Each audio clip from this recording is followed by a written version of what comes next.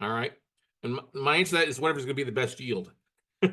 Now, the answer to that is that geography of states, well, my favorite has changed over the years. Like I'm in Texas, and Texas is a great state to buy notes in, but they're often more expensive because of the fast foreclosure law. So if I'm telling somebody to buy notes, and like I get tapes in, here's what I look at.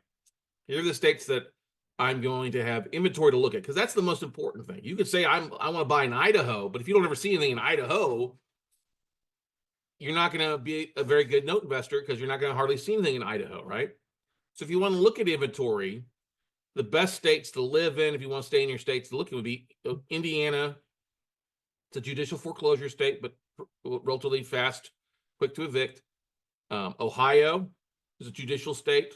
Takes about 9 months to foreclose, but if it's an occupied asset, and based on your due diligence, most of the time you'll see that borrowers want to stay in their house.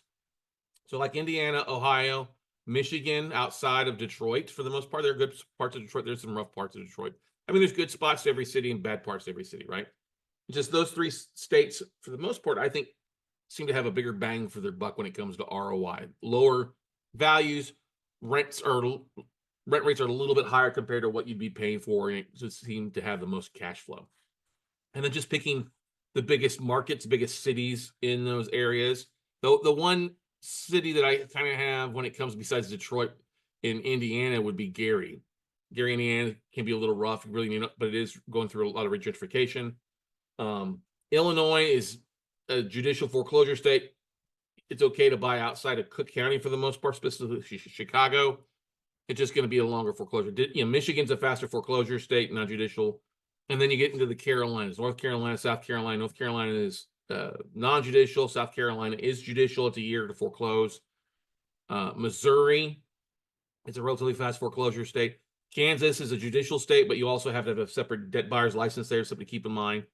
But most of the time, in those states, I mean, if you get something in Texas, Oklahoma, relatively fast. Tennessee is great, but can also be overpriced. Those fast foreclosure states are going to also cost a little bit more. But something in those bigger markets of those states, for the most part, I like Phoenix. I like, Las Vegas.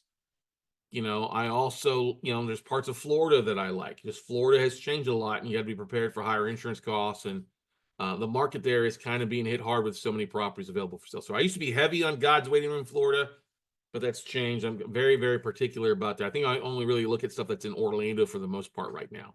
Okay.